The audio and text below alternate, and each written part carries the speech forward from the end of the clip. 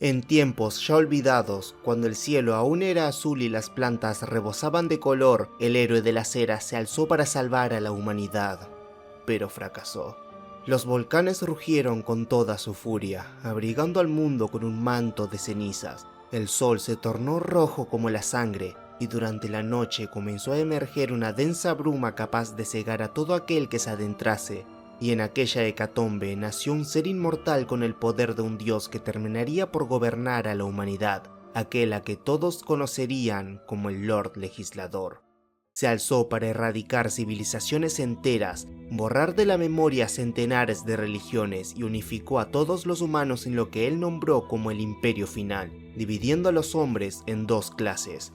Los nobles, descendientes de aquellos que lo apoyaron en su ascensión y son capaces de heredar el poder que su dios les regaló, y los Ska, descendientes de los opositores, eternos penitentes condenados a la esclavitud. Pero, tras 1000 años de tiranía, las cosas estarían por cambiar. Alguien se alzaría para oponerse a su yugo. Aquel día, caía ceniza del cielo.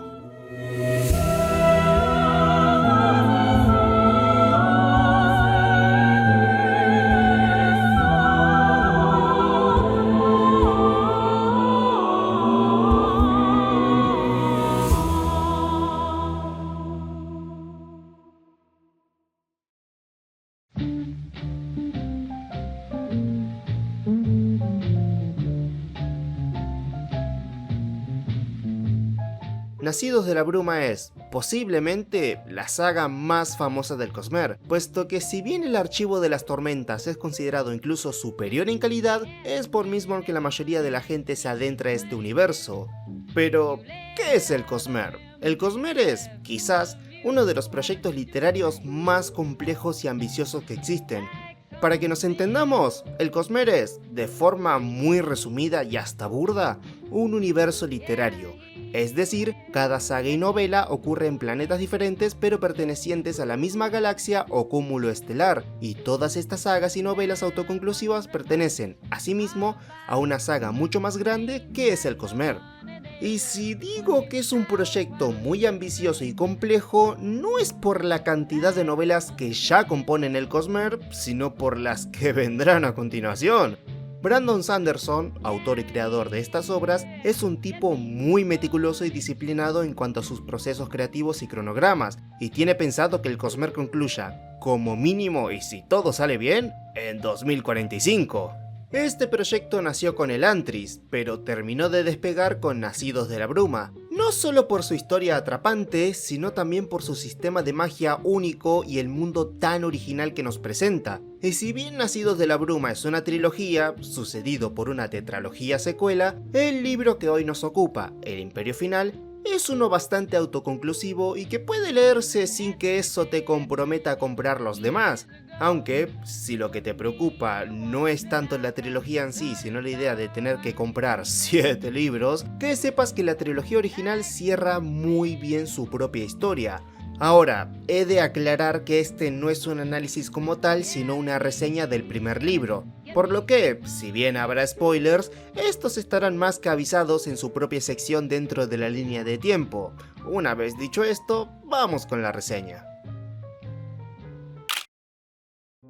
La historia transcurre en Luthadel, la capital del Imperio Final, aquel tiránico reinado donde el Lord Legislador ha separado a la humanidad en dos clases totalmente desiguales. Los Ska, como ya dije, son descendientes de aquellos que en su momento se alzaron contra la ascensión del Lord Legislador, por lo que son condenados a vivir en la esclavitud, siendo menos que despojos. De hecho, son tan despreciados por la nobleza que un noble puede incluso abusar de un Ska con total impunidad, siempre y cuando ésta sea degollada tras el acto para así evitar el mestizaje. Esto se debe a que los nobles, al ser descendientes de los partidarios, fueron bendecidos con el don de la alomancia, la magia de este mundo, la cual les concede la habilidad de digerir y extraer el poder de ciertos metales, proceso al que llaman quemar. A quienes solo pueden quemar un único metal en concreto se les apoda como brumosos, mientras que quienes pueden quemar todos los metales se los llama nacidos de la bruma. Ambos alománticos son extremadamente raros de ver, puesto que uno de cada 100 nobles es un brumoso, y uno de cada 100 brumosos es un nacido de la bruma, los cuales visten de una manera muy particular para que cada vez que un guardia vea a uno saltar entre los tejados, sepa que no debe meterse con ellos, pues son tan poderosos que terminan siendo una determinante carta de victoria en los conflictos bélicos entre las diferentes casas nobles. Por esto mismo está prohibido el mestizaje, por el riesgo que significa que un ska pueda heredar la alomancia. Sin embargo, como todo en esta vida, no todas las reglas se cumplen, y esta no es la excepción. La historia se centra en dos protagonistas, siendo el primero de ellos Kelsier, un antiguo ladrón que consiguió escapar de los pozos de Hatsin, una prisión minera utilizada como campo de concentración, el cual se ha decidido, junto con su banda, a dar un último golpe a quien lo arrojó a las mismas llamas del infierno y así derrocarlo, el Lord Legislador. Y la segunda es Vin, una joven de los bajos fondos, la cual tuvo que sobrevivir como pudo en una banda de ladrones, siendo maltratada, soportando palizas y traiciones que le hicieron incapaz de confiar en los demás. Ella se verá involucrada con la banda de Kelsier más temprano que tarde, descubriendo que, al igual que el superviviente, es una nacida de la bruma, por lo que deberá entrenar sus poderes para así ayudar a derrocar al imperio final. Y la verdad es que la trama resulta interesante desde el primer momento,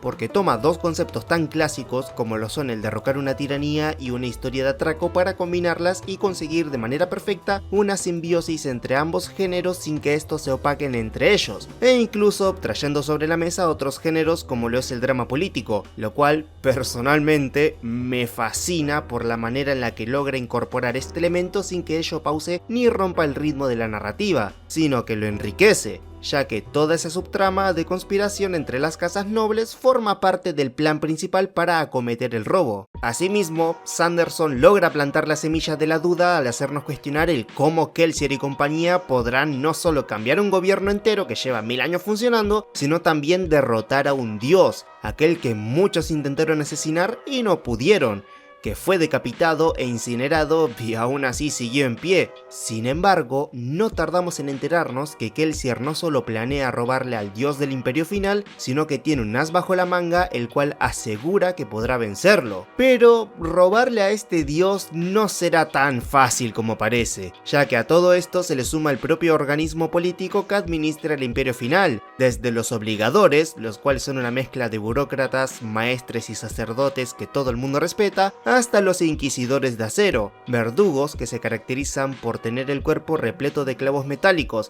en los cuales se destacan unos enormes que les atraviesan las cuencas de los ojos hasta salirles por la nuca, y que son tremendamente poderosos, hasta el punto en que, cada vez que aparece uno, solo vas a decir, por el amor del Lord Legislador, ¡llamen a Dios! Sinceramente, no recuerdo que haya en ningún momento en concreto que me aburriese en esta novela, puesto que Sanderson sabe cómo mantenerte enganchado en cada momento, puesto que si no está explicándote cosas del mundo, está aclarándote cuestiones sobre el sistema de magia, pero siempre lo hace de manera que la historia avance, por lo que, como ya dije, no vas a sentir que la misma pegue un parón en ningún momento.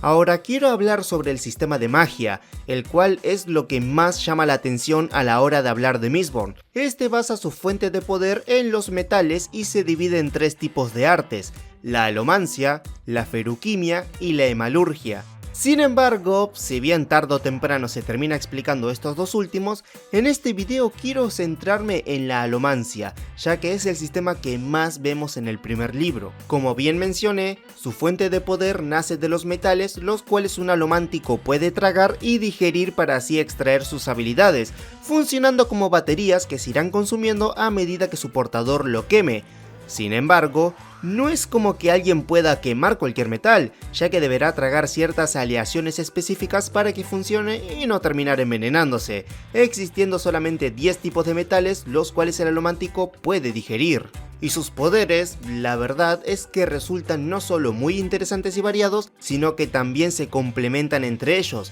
puesto que cada metal tiene su opuesto. Así pues, los poderes irán desde atraer y repeler metales, manipular las emociones ajenas, rastrear u ocultar otros alománticos, e incluso hay un metal que aumenta tanto tu fuerza como resistencia, así como otro que aumenta al máximo cada uno de tus sentidos, permitiéndote ver casi en la oscuridad absoluta, escuchar con suma claridad unos susurros a la distancia y, por supuesto, sentir con mucha más fuerza el dolor. Y algo que me encanta del sistema de magia es el hecho de que tiene reglas claras e inamovibles, así como sus limitaciones, puesto que el alomántico no solo depende de la cantidad de metal que tenga disponible para ingerir, sino que también tendrá su respectiva limitación y norma para cada poder. Por ejemplo, si yo quiero atraer un metal, debo asegurarme de que este sea más ligero que yo, ya que si es más pesado o está anclado a un sitio, seré yo quien se acerca al metal. Y por el contrario, si intento empujar un metal que es más pesado o está anclado,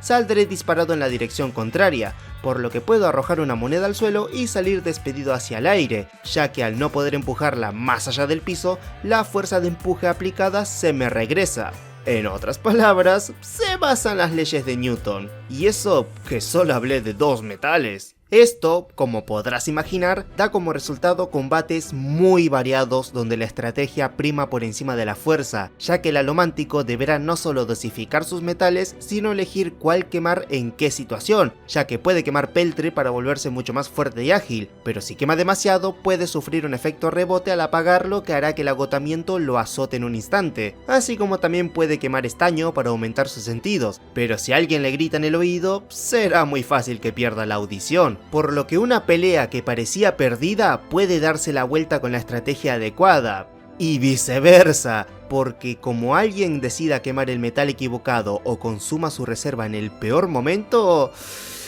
Y bueno, dejo que lo descubras por tu cuenta.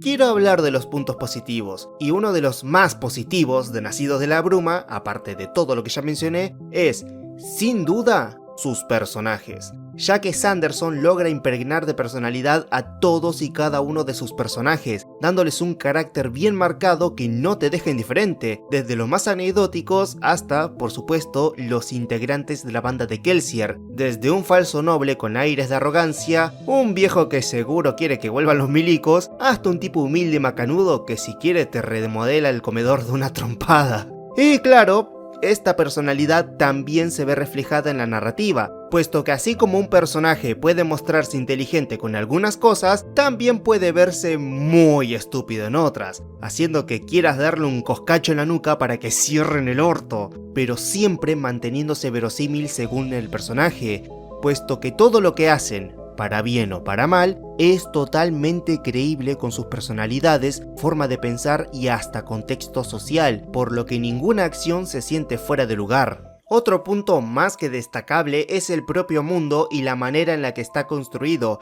Scadrial, el planeta donde se desarrolla la saga, se siente como un lugar real. ¿De verdad te llegas a creer que la gente está acostumbrada a vivir en este mundo de ceniza y brumas, puesto que toda su cultura, religión, mitología y tecnología gira alrededor de esto? Los Ska temen a las brumas, y los nobles saben que un nacido de la bruma es clave en la providencia o caída de su casa. E incluso esto va muchísimo más allá con cosas que no puedo mencionar porque si no serían spoiler. La verdad es que tengo que comprarme un sombrero en Mercado Libre para ponérmelo y luego quitármelo ante tal trabajo que hizo Sanderson, puesto que todos los elementos, fantásticos o no, tienen una gran verosimilitud en función a este mundo, consiguiendo un world building más que perfecto que no te cuestionas absolutamente nada, pues se nota que hasta el más mínimo detalle fue planificado incluso antes de la concepción de esta historia. Todo está medido al milímetro, desde su propio sistema de magia, estructura social, laboral, política, económica, militar y hasta tecnológica están desarrollados de tal manera que te hacen sentir parte de este mundo, algo que,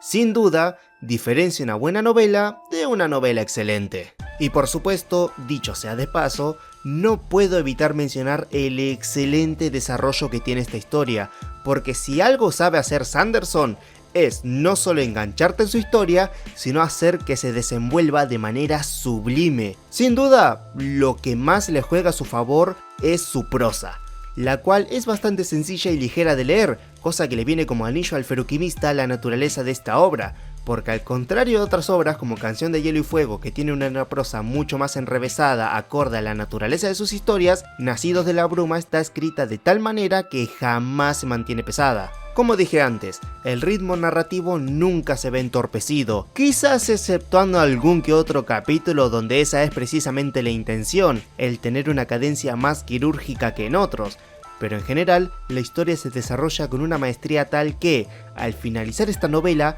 vas a sentir que sabes muchísimo de este mundo, porque Sanderson sabe construir tan bien sus mundos que es capaz de enseñarte toda su estructura con la sutileza de un mago, y eso por no mencionar los giros de tuerca, donde la historia se torcerá de tal manera que no vas a saber cómo carajo se va a solucionar. Y es entonces cuando Sanderson logra sorprenderte, convirtiendo aquella encrucijada en un motor para seguir adelante, en una motivación para no rendirse, algo que solo un verdadero maestro de la escritura podría lograr. Pero si tengo que resaltar algo malo de Nacidos de la Bruma, es el hecho de que el desarrollo de sus secundarios es prácticamente nulo, al menos en esta primera entrega. Y a ver, claramente el desarrollo de Vinnie Kelsier está manejado de una manera espectacular, llegando a ver cómo la mentalidad de uno enriquece el punto de vista de otro, pero sin cambiar la esencia del personaje. Pero, quitando los dos protagonistas, no sentí que nadie de la banda de Kelsier tuviera un desarrollo realmente significativo. Por supuesto, esto es entendible. La historia trata sobre Vinnie Kelsier, los Nacidos de la Bruma. Sin embargo, habría estado bien que se diera un poco más de desarrollo a los secundarios. Pero bueno, por suerte Sanderson aprendió de esto y les dio tremenda evolución en las siguientes novelas, puesto que si bien hay alguno que otro que por el momento parece inútil e insignificante,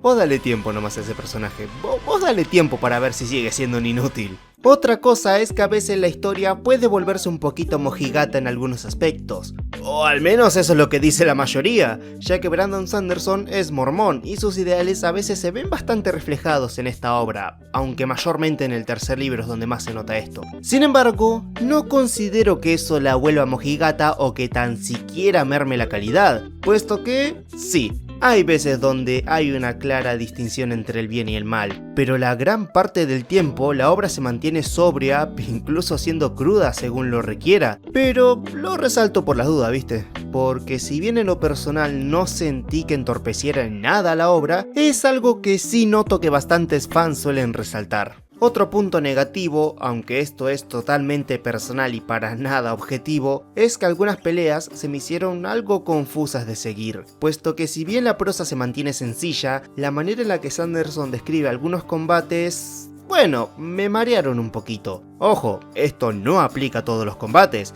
puesto que hay algunos que son un verdadero deleite de leer, pero hay algunos donde Sanderson busca transmitir tanto el frenesí que, al menos a mí, me termina mareando, ya que en cierto punto de algunas peleas simplemente me perdí, que repito, puede que esto me haya pasado solamente a mí y a mis inoperantes neuronas, pero bueno, es algo que quería resaltar por si a alguien más le pasaba o le pasó. A partir de este momento daré mi opinión de algunos puntos en concreto de la trama, así que si no querés spoilearte nada, te recomiendo saltar al minuto en pantalla. Ahora, si ya leíste la novela o te chupa un huevo ser spoileado, continuemos.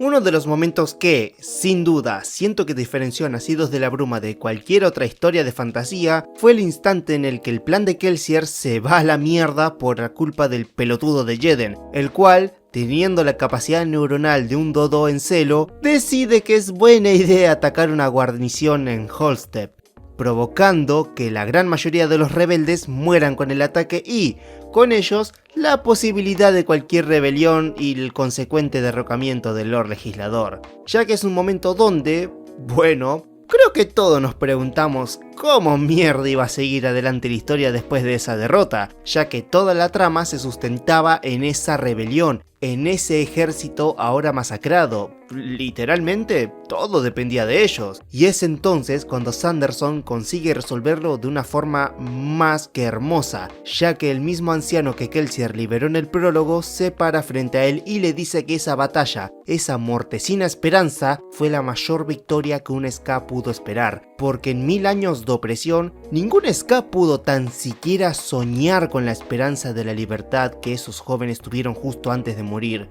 Y eso hace que, aunque de manera literal sea una derrota, también sea una victoria metafórica para todos los ska, lo que hace que Kelsier decida no tirar la toalla, convirtiendo aquella derrota en un motor para seguir adelante. Pero si hay un momento donde Sanderson más demostró saber cómo sacar las papas del fuego es, sin duda, con la muerte de Kelsier, ya que luego de tener la mejor pelea de todo el libro, el Lord Legislador se hace presente y se one-shotea al protagonista. Y esto, lejos de terminar la historia de una forma amarga, termina siendo otro motor más para que la misma avance, puesto que todo era un plan de Kelsier para que Oresur tome su forma y alienta a los ska a rebelarse, convirtiéndose en un mártir. Y bueno, ¿qué cree que te diga? No puedo sino admirar a Sanderson por la manera en la que logra hacer que la historia avance incluso cuando ya creías que todo estaba terminado. Sin embargo, también tengo que mencionar que la manera en la que Vin descubre que el Lord Legislador es Rayek me resultó un poco conveniente.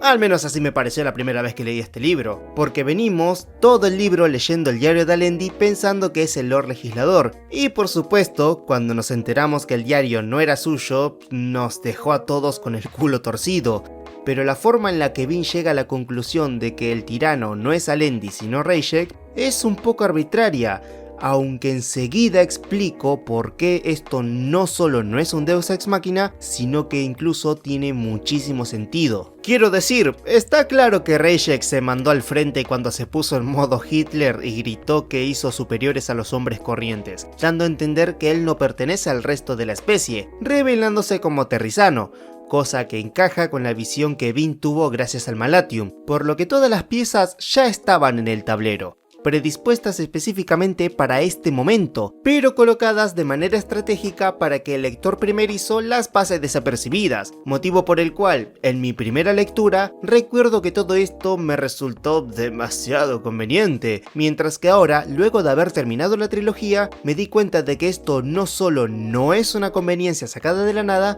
sino que fue orquestada literalmente desde el primer capítulo, por lo que toda esta situación tan fortuita tiene sentido al tratarse de un tejemaneje de ruina para lo que sucederá tras este libro, manipulando las palabras en el diario de Alendi y colocando las sutiles pistas para que Vin dedujera quién es Rayek y así poder derrotarlo. Pero, en caso de que no sepas quién es Ruina, solo recuerda estas palabras: todo lo que no esté grabado en metal es indigno de confianza. No sé si quedó claro con todo lo que dije en el video, pero El Imperio Final es, definitivamente, una novela más que recomendada. No solo es una experiencia excelente y divertida, sino que es una gran puerta de entrada a lo que es el Cosmere. Pero, si te da miedo gastar en una trilogía que por ahí no sabes si te va a gustar, quédate tranquilo, este libro ya cierra bastante bien su propia historia. Por supuesto, deja algunas preguntas abiertas para el siguiente tomo, pero como dije al inicio, en sí mismo El Imperio Final es una novela bastante autoconclusiva, por lo que, ya sea que te guste la fantasía o nunca hayas leído nada del género, El Imperio Final es una novela más que recomendada y que vas a disfrutar de principio a fin. En fin, sin nada más que decir, yo soy Laiko y que tengas una excelente semana. Iba a rematar este video puteando a R.R. Martin por no terminar su saga, pero bueno, a estas alturas ya ni vale la pena gastarse con el gordo fragua de Boloñesa. Es increíble que haya más posibilidades de que salga Half-Life 3 antes que Vientos de Invierno. ¡Gordo hijo de una camada de putas!